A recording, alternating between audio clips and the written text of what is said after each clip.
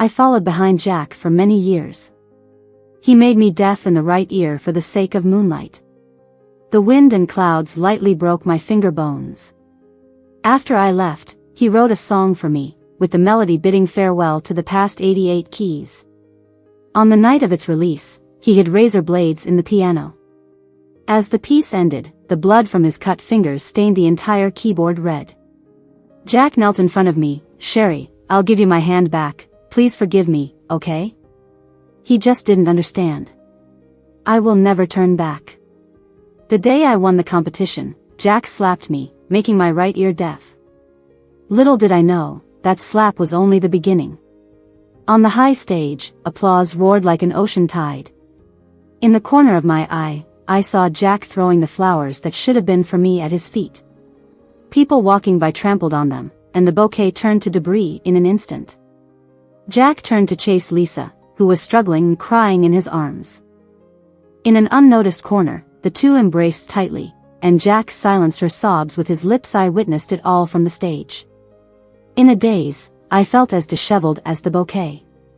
After the performance, what awaited me was not Jack's congratulations. It was a harsh slap. I fell to the ground, my cheek burning, my ear ringing. Jack's face was full of disgust as he held the tearful Lisa. His lips parted, his voice weak, vaguely angry, questioning. "Who told you to take away Lisa's chance by using despicable means?" Tears welled up in my eyes, my whole body trembling. That slap left my right ear unable to catch any sound. Ignoring the pain in my cheek, I crawled towards Jack, pleading, "My right ear can't hear, please. Please take me to the hospital." Impatiently, he pushed my hands away, throwing me back to the ground. "What are you up to again? People who do wrong should pay the price."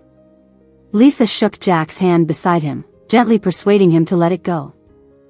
Jack snatched the trophy from my hands and slammed it on the ground. The crystal shattered, its pieces cutting into my palms. Blood oozed from between my fingers. The two left holding hands. Lisa turned to me, a smug smile on her face. Jack didn't care about the truth, he only cared about whether Lisa was wronged. He didn't know that Lisa was framing me with all her actions. He only chose to believe that I was jealous of Lisa and hurt her by deceit. An athlete who perseveres despite getting burned, even if they lose, is still a winner. Lisa successfully got Jack's sympathy and affection. I became the villain willing to do anything to win. After that slap, my right ear could no longer hear. Uncle Jack had him come apologize to me, his expression cold and harsh. "Sherry, you always run to my dad pretending to be pitiful, are you satisfied now?" I cut off his next rude words. "Jack, what has happened to you?" With all my strength, I asked one last question. "You believe everything Lisa says, don't you?" Jack disdainfully chuckled. I saw it with my own eyes. "What else do you have to say? Have you overestimated yourself?"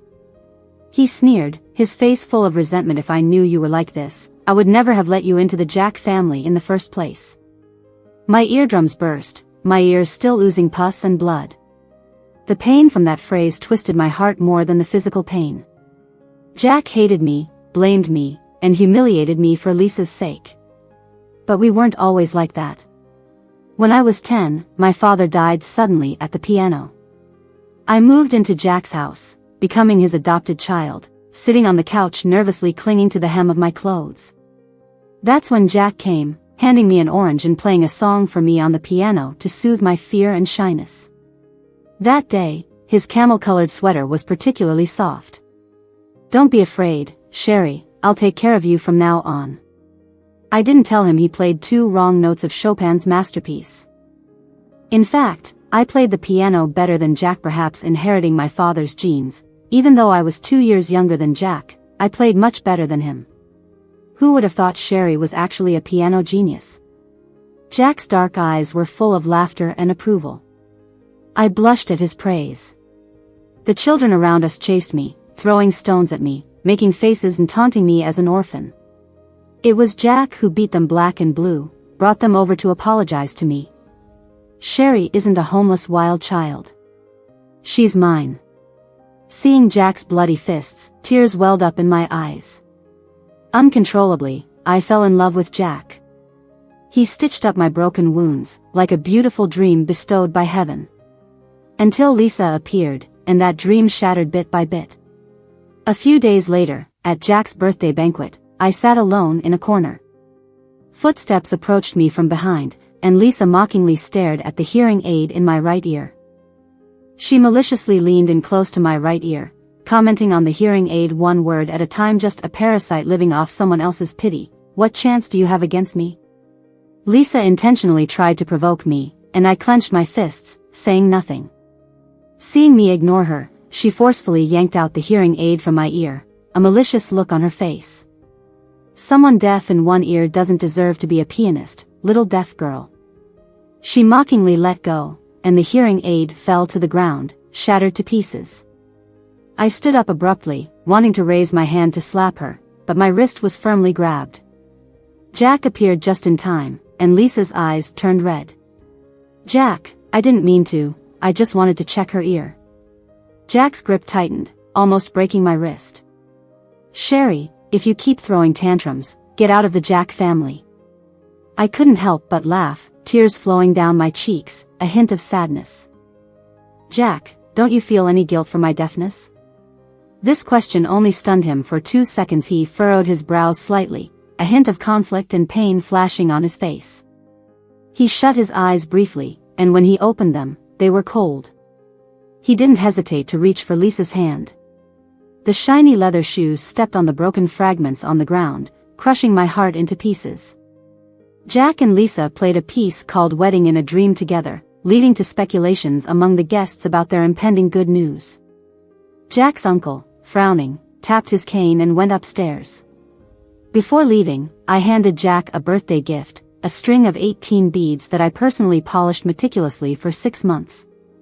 Although my heart was filled with resentment, I sincerely wished him well. Despite not looking, Jack had someone else take the gift, while Lisa, curious, insisted on seeing it. Upon seeing the beads, a hint of mockery flashed in her eyes. How beautiful. I want it too, for a couple set with you, she said. Jack gently patted her head and replied, Lisa, we deserve the best. This is too shabby for you. He then broke the string and threw it away as if it were disgusting trash. Feeling dejected, I walked away, overhearing Lisa saying, Sherry seems mad. Go cheer her up. Jack's cold voice responded, don't bother her, she's a lunatic. I hated how sharp my left ear was at that moment. As I was about to head downstairs, Lisa caught up with me and whispered, Sherry, such a good name, suits you with that deaf guy. In anger, I turned around, my eyes burning with fury, warning her not to speak another word of disgust. Despite her venomous tone, Lisa then teasingly played with the rose brooch on my chest. She asked if I wanted to know why Jack hated me so much. At that point, I no longer cared to find out. The packing services for my move had been arranged, so I would be leaving Jack's house the next day, never to see them again. As I tried to pass Lisa uninterestedly, she grabbed my hand and whispered, I can't tell you then. She abruptly fell down the stairs, causing a commotion. Lisa was saved, but I could no longer play the piano, as the damage to my bones was irreversible.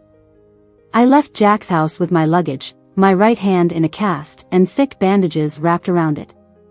Jack's uncle handed me a bank card, expressing his gratitude, but I politely declined. Leaving Jack's house wasn't about compromise but complete estrangement. Jack never showed up, but his uncle punished him severely for his actions.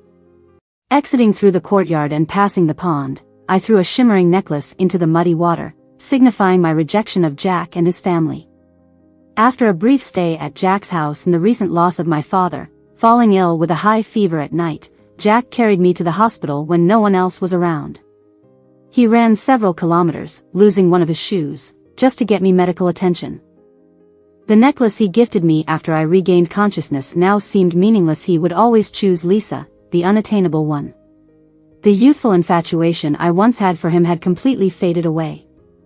I was now focused on getting the best treatment for my ear and hand, which Jack owed me, feeling no obligation towards him. In the hospital, the stern doctor gently touched my ear, his warm breath at my neck causing a tingling sensation. He prescribed medication and advised me to avoid spicy foods until my hand heals. Dar. Eden, as he was named, had a dignified appearance, with a touch of mystery in his deep, dark eyes. As he left the room, the sunlight glinting off his profile, he remarked that I couldn't play the piano until I recovered, hinting I still had a chance at healing. After adding the contact information, Dr. Eden has been urging me to come for a follow-up appointment every week. The recovery period was long, but the cast was removed quickly. The scar from the surgery marred the delicate joints of my fingers. It was a reminder of the ugly stitching that I couldn't help but feel self-conscious about.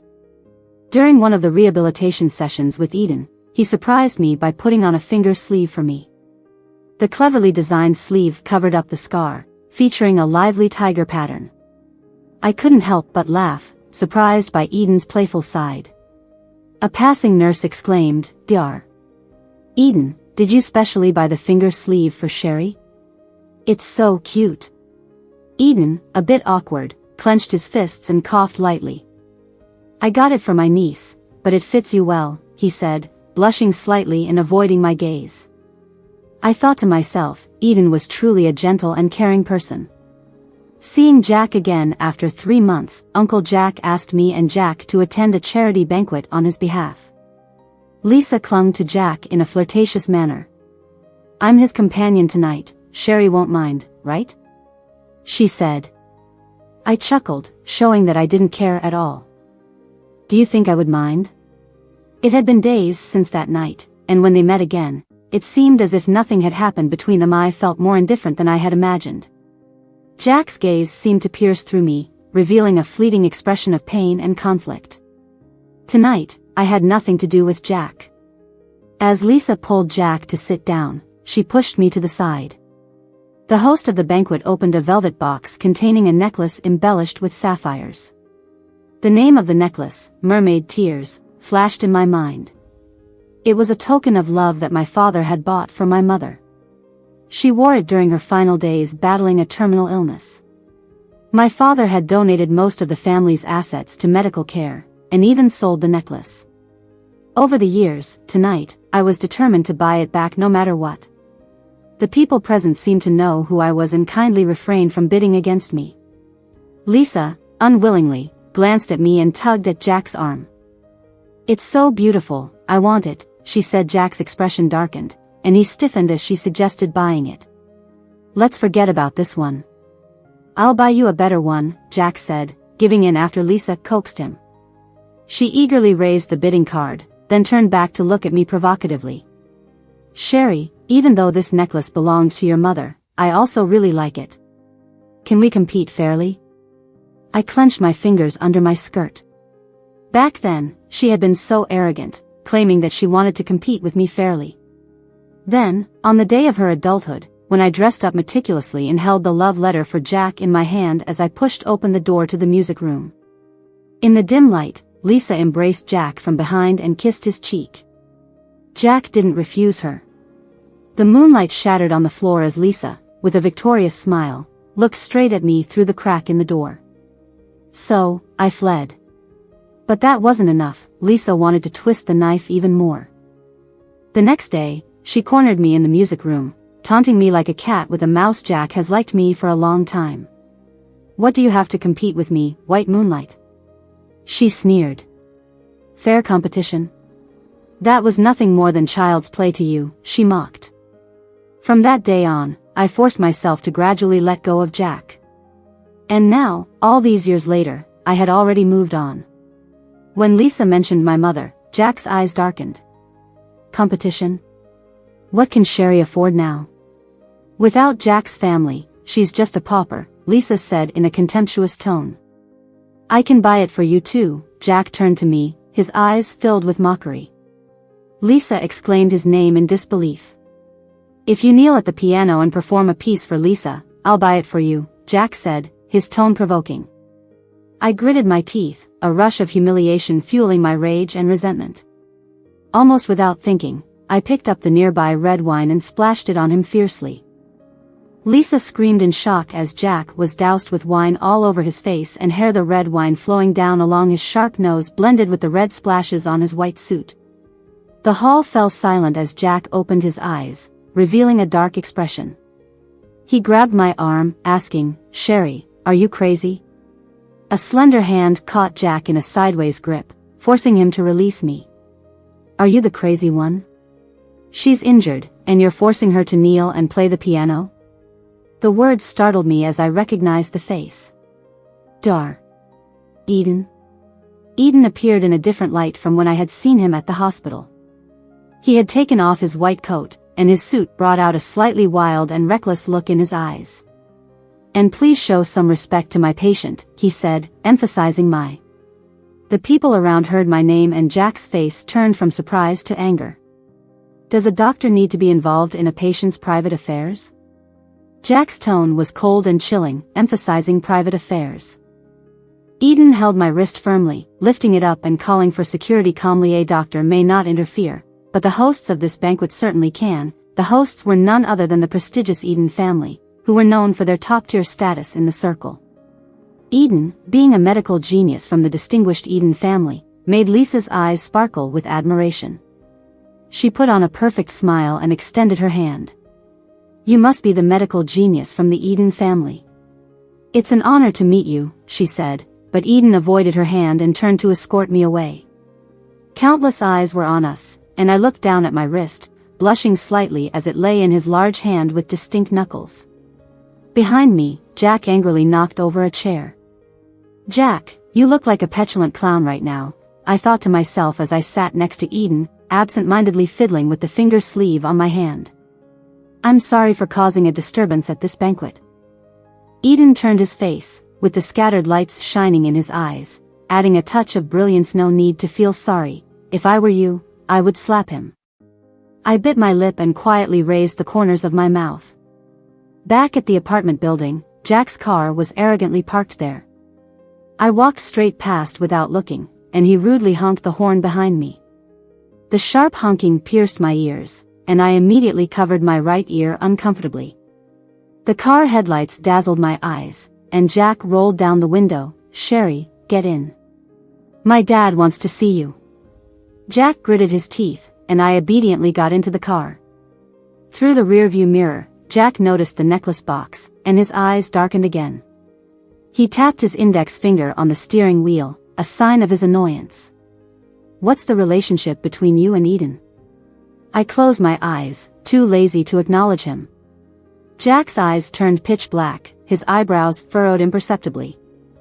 "Sherry, why didn't you just stick to him tonight?" He let out a long, scornful laugh. "A person like Eden, you are not even in the same league with him." I couldn't take it anymore and retorted, "Jack, if someone has rabies and likes to bite people, they should seek treatment." Jack's face darkened, he revved the engine in frustration, as if consumed by jealous emotions. "It's ridiculous, he has no right to judge my relationship with Eden." In front of both of us, Uncle Jack opened a dusty box. Inside was an old sheet music. Clipped on it was a photo of my mother when she was young. My mother was so beautiful before she got sick. Uncle Jack's illness was not completely cured yet. He coughed a few times and took a deep breath. "Your mother asked me to wait for the right time to give you this sheet music. After all these years, today is the time." Uncle Jack stared at me affectionately, as if seeing a resemblance to someone else through me. Uncle Jack clenched his fists, making a cracking sound. His face turned blue, his eyes widened with anger, and he suddenly stood up from the couch. "After all these years, is it the wrong time, or is it your own selfishness?" He leaned forward, furiously sweeping the box, sheet music, photos, all onto the floor. I quickly squatted down to pick them up, a roar exploding in my ear. "Stop pretending to be righteous. It was for this woman that you divorced my mom." The room fell into a deafening silence. Maintaining my half-crouched position, my fingertips numb, slightly trembling. Uncle Jack started coughing violently, a hint of pity flashed in his eyes. "You misunderstood me. I divorced your mom because of her mental illness, never because of someone else." In Uncle Jack's pallid face, I heard the truth. Jack's mother suffered from severe delusions and manic episodes. During her worst times, she imagined her husband was having an affair, even resorting to self-harm and attacking others. Jack happened to overhear his parents arguing. Through the door crack, he heard Mrs. Jack hysterically screaming, accusing her husband of falling in love with a friend's wife and bringing the friend's daughter close to him. Mrs. Jack initiated the divorce, leaving her husband and child behind, going to a mental institution overseas. Jack staggered, disbelief written all over his face. His hands clenched the corner of the table to steady himself. His lips pale, trembling, muttering to himself, "Impossible, this can't be true." Jack's eyes sharpened. "You're lying to me, my mom has a mental illness, how do I not know?" Uncle Jack let out a long sigh. "This kind of illness could be hereditary. To avoid putting pressure on you, your mother and I decided to keep it from you. We never expected you to misunderstand until now." Hands clenched tight on his temples, Jack's eyes turned bloodshot. "She clearly said she hated you, hated Sherry's mother, hated her failed marriage. How could this be? How could this be?" Uncle Jack's eyes welled up with tears. It was because she was not in her right mind when she was sick. He pulled out the diagnosis and medical records from the drawer. Jack reached out with trembling hands, almost failing to take them. I listened to the long overdue confrontation between father and son. Lisa never told me why Jack hated me. Today, I finally found the answer.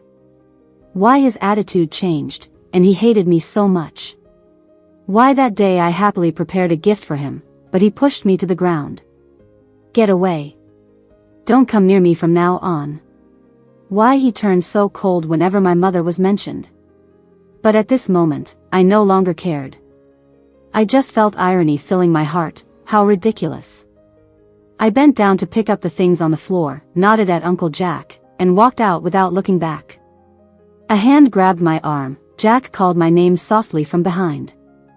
"Sherry." His voice was filled with pain. I turned my head, calmly meeting his bloodshot eyes. "Jack, from start to finish, you're just a complete fool." That hand weakly released me. I lifted my foot and walked past him.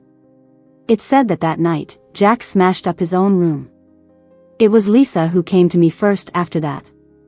"Sherry, don't get too cocky."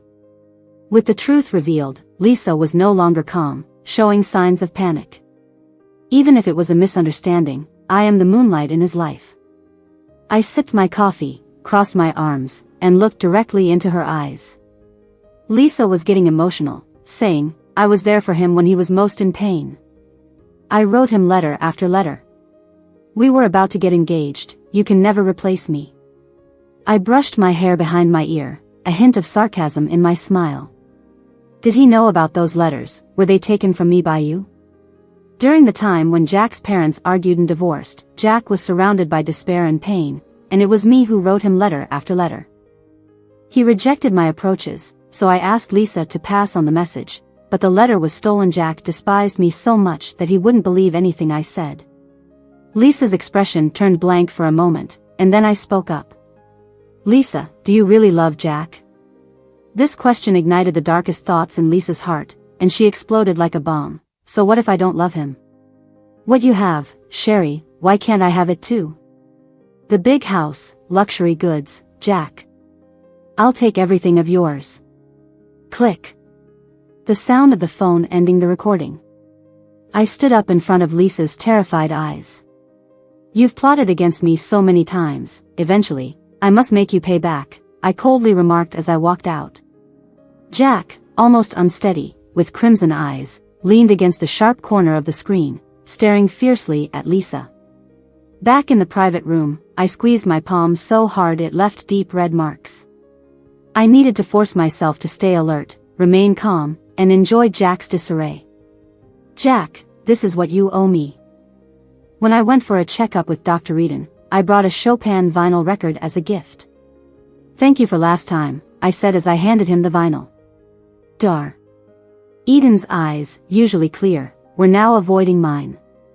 I once liked playing the piano because of someone. I wanted him to continue, but he changed the subject. The hospital doesn't allow doctors to accept gifts from patients. Feeling a bit embarrassed, I was stuck holding the vinyl, unsure whether to give it or take it back. But last time was outside that rule, right?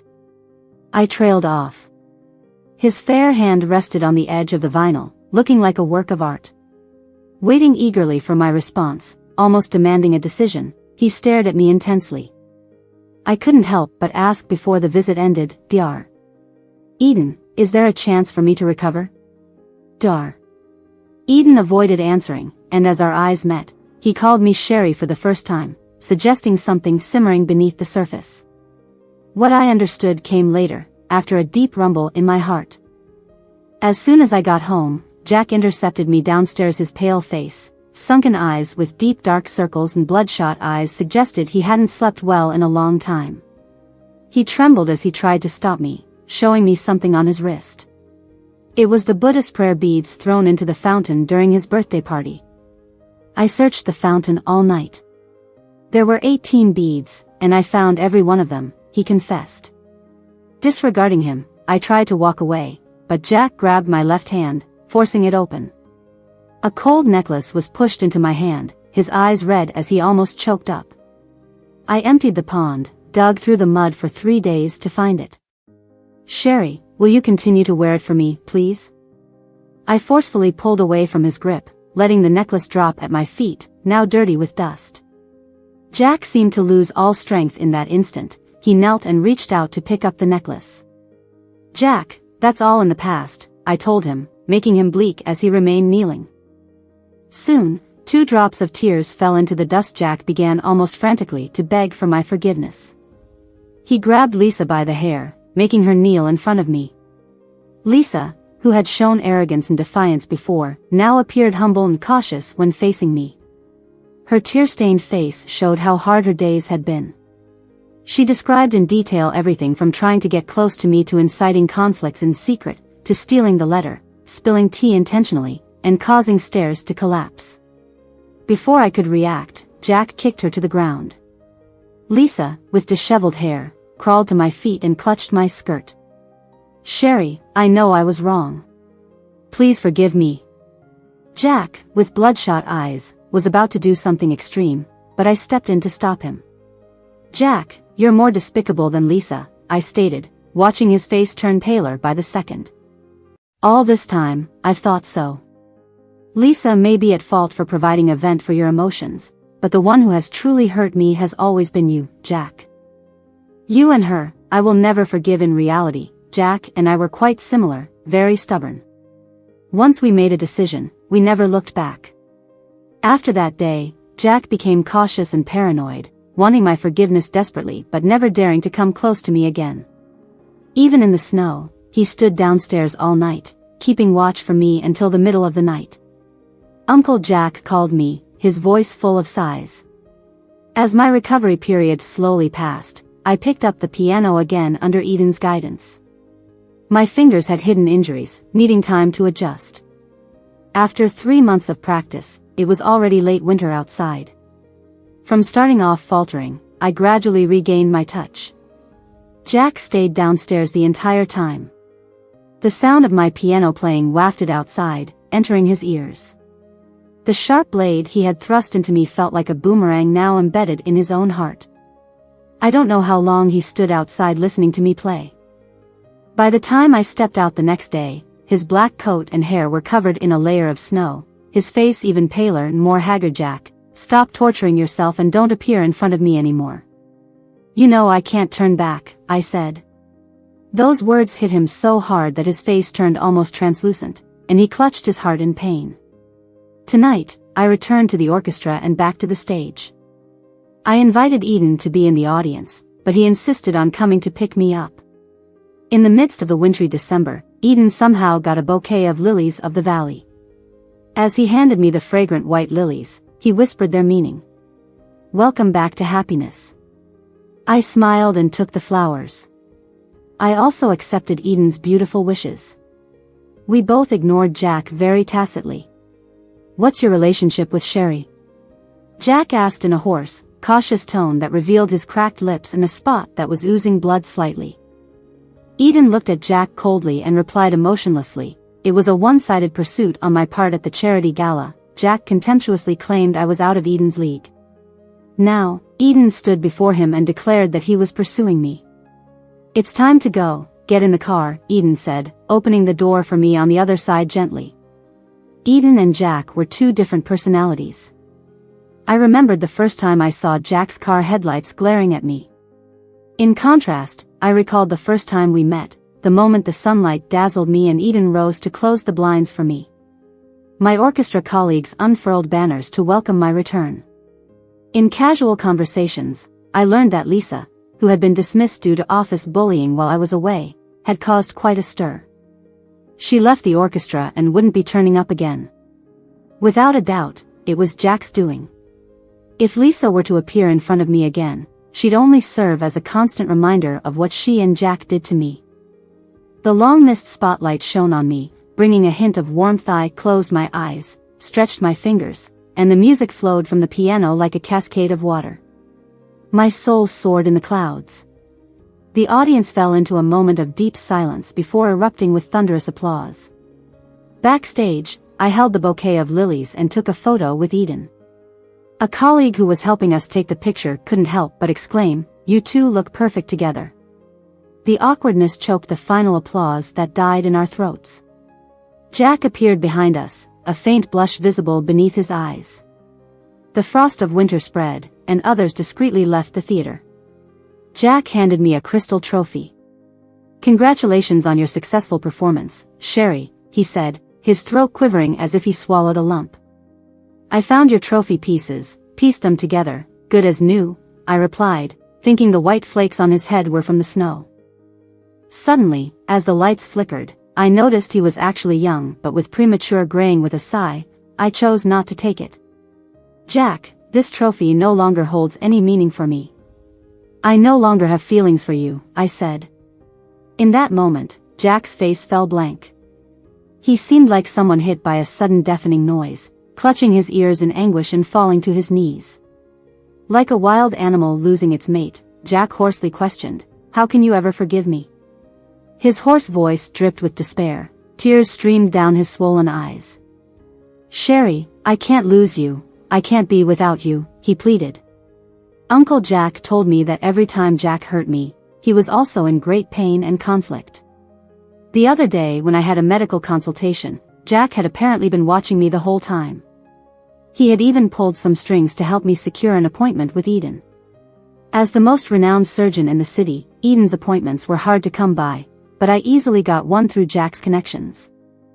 I had never realized Jack's involvement in this, but what did it matter? The harm he caused me can never be repaired. When it comes to loving someone else, I will always love myself first. I remembered how I used to feel close to and fond of Jack when we first met. Sadly, I realized that I truly no longer liked him. "Jack, please stop haunting me," I said. Jack rose listlessly, walked out with a wooden expression, as if his soul had been drained. I couldn't shake off the heavy burden completely, and my mood remained subdued. With the theater now emptied, Eden and I circled around the curtain, preparing to leave. But he stopped me. "Sherry, I can also play a bit of piano. Would you like to listen?" Eden asked. Intrigued, I nodded, and we sat side by side at the piano. His hands, fair and slender, were adept at playing the keys with precision. Even hands wielding a scalpel could gracefully dance across the piano keys. It was a familiar tune, Chopin's final masterpiece. "Remember when I asked if you ever had a special liking for the piano because of someone?" Eden smiled, turning his face to meth. "First time I heard this song was in the hospital. In this city, there was only one hospital with a piano set up in the lobby. That was where my mother was admitted after being diagnosed terminally ill." I tried to retrieve memories of that time, but Eden chuckled. "When I was a kid and cried non-stop at the hospital because I was scared of the pain from my leg injury, no one could comfort me. It was a girl who played this piece for me. I had forgotten to cry then. The girl's parents were in the vicinity clapping proudly. Later when I saw her again, I recognized her instantly." He was recounting our previous encounters. A smile tugged at the corner of my mouth involuntarily. In a daze, I recalled those days, memories saturated with white walls and the strong scent of disinfectant. My mother clasping my hand, urging me to stay strong in her final days. "Mom, I've kept my promise. I am strong enough, brave enough to step over the hurdle named setback. But right now, I am not ready to rearrange my feelings to start liking someone again. Eden understood this well. He kindly told me that Jack was serious when he expressed his feelings for me before. He advised me not to feel pressured and not to respond immediately. He would give me time. He had enough patience to wait for my decision. For now, I just need to consider him as a reliable friend. Eden truly has a kind of magic. He can make the interaction between two people comfortable and easy. Returning to the band was just the first step. My next step is to win the championship at the upcoming international competition. What nobody expected was that Jack did something almost paranoid. Coming from a family in the entertainment industry, primarily in record distribution, Jack locked himself up for half a month and wrote a song with the most famous production team. It had a distinctive melody, using a lot of 88 keys in just a few days. It became the hottest new hit. The song was called Late. On the night of the release, despite Jack's uncle's repeated requests, I went to the event. A journalist handed him the microphone and asked why he used a lot of 88 keys in creating the song. Jack's gaze fell on my face through the crowd. He said, "It's because I want to say goodbye to the past and start over with someone." I listened to this dialogue indifferently. The journalist sensed gossip and wanted to ask more. Jack returned to the piano and started playing. The soothing sound of the piano was much better than the first time we met. I closed my eyes to listen, but the small noise around me made me open my eyes. With one look, I saw Jack's fingers covered in blood. He was insane. He had attached razor blades to the 88 keys. Every time he struck a key, a new cut appeared on his hand and blood flowed. He was playing in an almost self-mutilating way. The white keys gradually turned red with blood, leaving everyone stunned when the song ended. Amid the silence, Jack stood up. He grabbed the microphone, walked into the spotlight, and knelt in my direction. "Sherry, I offer you my hand, please forgive me." Jack had truly gone mad. Facing all of this in disbelief, I could hear murmurs spreading. Someone handed me the microphone, and with slightly teary eyes, I spoke with finality. "Jack, you are as selfish as always. For music, the ears need to feel before the heart. Love is the same. You used to be a scab in my heart that bled and festered when broken, but that wound has healed now. Don't do anything meaningless anymore, because to me, you are nothing now." Jack, covered in blood, listened to my words. The light in his eyes dimmed instantly. As if his backbone had been removed, he collapsed, tears slowly running down his cheeks. Staff immediately helped him up on stage, and I left without looking back. Everyone silently witnessed what happened that day. After that day, Jack never appeared in front of me again. The incident spread slightly on the internet that night and then silence fell over it, maybe due to Jack's family or Eden's intervention. I was too busy focusing on more important things. On the day I won the international piano competition, Eden personally presented me with flowers. The bouquet was lilies, which I liked very much. The winning piece was selected from the piano score my mother had left me. I finally understood why she waited for the right moment to have Jack's uncle give it to me. The emotions in the music needed life experience to comprehend. Eden was wearing a white suit, looking striking among the guests invited by the organizers. The white outfit made him look even more handsome. Standing with me in a white gown, we looked like we were wearing couple outfits. It was hard not to suspect that he had done it on purpose. At least 3 people praised us for being a perfect match on the high podium. Eden and I embraced each other. I caught a glimpse of a familiar figure. It had been a long time since I saw Jack and Lisa. The latter was said to have gone bankrupt after leaving the band and was nowhere to be found. The former was something we silently avoided. I still visited Jack's uncle often. He raised me and was like a second father to me. I could feel Jack watching me from behind the curtains every time. But thankfully, he no longer tortured himself to seek my forgiveness. The figure who passed by below the stage, I couldn't be certain if it was him. But even if it were him, it didn't matter to me anymore. I heard Eden's heartbeat, a mix of secret shyness and excitement. After the awards ceremony, Eden and I drove to the cemetery. The bouquet of lilies was placed in front of the grave. It was my first time bringing Eden to see my parents. This was Eden, whom I liked very much. I took the hand of the person next to me, the touch warm yet cool like jade. He hesitated for a moment, then turned to look at me, his ears slightly red. But he firmly clasped my hand into his palm. A gentle breeze lifted the petals of the lilies and our clothes.